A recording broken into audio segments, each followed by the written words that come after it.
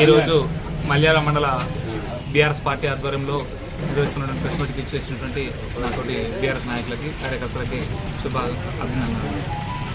ఏదైతే మొన్న జరిగింది, మన గౌరవ మాజీ శాసనసభ్యులు సుందరశంకర్ 19 మీద దాటిని మల్యాల మండల బీఆర్ఎస్ పార్టీ పక్షాన తీవ్రంగా ఖండిస్తున్నాం.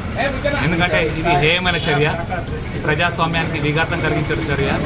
ఏదైనా ఉంటే విమర్శ ప్రతివిమర్శ, అధికార పార్టీలో ఉన్న వాళ్ళను విమర్శించడం ప్రతిపక్ష పార్టీగా అది రాజ్యాంగం కల్పించినకు ప్రజల పక్షాన మేము పోరాటం చేస్తూనే ఉంటాం. మా ఎమ్మెల్యే గారు మాట్లాడినా, మేము మాట్లాడినా ప్రజల పక్షాన మేము మాట్లాడుతున్నాం. మీరు కూడా గతంలో 10 సంవత్సరాలు ప్రతిపక్షంలో ఉన్నప్పుడు మీరు కూడా మాట్లాడారు, మీరు కూడా ధర్నాలు చేసారు, దీక్షలు చేసారు. మా మాజీ అప్పటిన్న ఎమ్మెల్యే గారినైనా ఎన్నో విమర్శలు చేశారు. కానీ ఇలాంటి చర్యలకు ఎప్పుడు కూడా మా ఎమ్మెల్యే గారు విసుగొల్పలే, మేము కూడా రెచ్చిపోలేదు. మేము ప్రజాస్వామ్యబద్ధంగా ప్రజలకు ఏదైతే మంచి చేయాలన్నదో మేము కోరుకున్నాం, చేసినాం, మాతో ఏకమందం చేసినాం. మీకు ఇప్పుడు ఇవాళ అధికారం వచ్చింది, అధికారం వచ్చిందని పెట్రోయిపోయి మీరు ప్రజలు ఇచ్చినటువంటి అధికారాన్ని దుర్వినియోగం పడుతూ ఈ దాడులు ఏంది? మీరు అభివృద్ధి చేయండి, మాకంటే ఎక్కువ అభివృద్ధి చూసి మీరు ప్రజల మనసు గెలుచుకోండి. కానీ ప్రజలు అన్ని గమనిస్తూ ఉన్నారు. గత 10 సంవత్సరాల్లో జరిగింది ఏంటిది, ఇప్పుడు ఈ 13 నెలలు జరుగుతున్నది ఏంటిదని ప్రజలు గమనిస్తున్నారు. రాబోయే స్థానిక ఎలక్షన్లో మీకు బుద్ధి చెప్పడానికి సిద్ధంగా ఉన్నారు. ఇలాంటి చర్యను తీవ్రంగా ఖండిస్తున్నాం.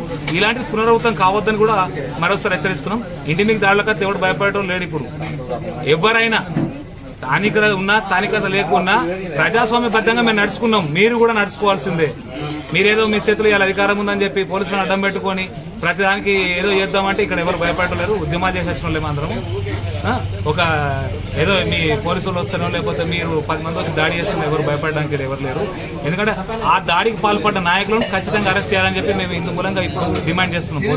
పోలీసులు పక్షపాత ధోరణి విడనాడి, ఎందుకంటే మొన్న మన మండలంలోనే ఎవరో ఒకరు పోస్ట్ పెట్టారు, ఏదో బీజేపీ నాయకుడు పోస్ట్ పెడితే రాత్రి 10 గంటలకు ఒక తీవ్రవాద అరెస్ట్ స్టేషన్ తీసుకొచ్చి తెల్లారదానికి ఉంచుకున్నారు అరెస్ట్ స్టేషన్లో. మరి ఇది దాడి చేసిన వారిని ఖండించేది, కనీసం అరెస్ట్ చేయట్లేదు. ప్రభుత్వం ఏం చేస్తున్నది, పోలీసులు కూడా ప్రేక్షక పాత్ర వహించే పరిస్థితి. ఇది ప్రజాస్వామ్యానికి మంచిది కాదు. పోలీసులు వారి డ్యూటీ వారు చేయాలి. మేము ప్రధాన ప్రతిపక్షంగా మేము చేసేది మేము చేస్తాం, అధికార పక్షంగా మీరు చేసేది చేయండి. విమర్శలు చేస్తారు, విమర్శలు తట్టుకోకపోతే ఎట్లా? అధికారంలో నువ్వు ఇంకా ఇంతకంటే బెటర్ చేసి చూపించాలి. ఏదో విమర్శ చేసి తట్టుకోక ఫ్రస్ట్రేషన్తో ఎవరో నలుగురిని పంపించి బెదిరిస్తామని భయపడడానికి పోలేరు. చర్యకు ప్రతిచర్య ఉంటుంది ఖచ్చితంగా. కానీ ఇలాంటిది మన రాష్ట్రంలో మన భాగస్వామ్యం కాదు, మన కల్చర్ కాదు దాడులకు అనేది.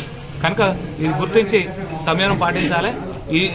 ఇంకోసారి ఇలాంటి జరిగితే పునరావృతం అయితే ఊరుకునేది లేదు. ఇది ఖచ్చితంగా తీవ్రంగా హెచ్చరిస్తున్నాం. పోలీసులు కూడా తక్షణమే అరెస్ట్ చేసి వాళ్ళకి రిమాండ్ పంపాలని చెప్పి డిమాండ్ చేస్తాం.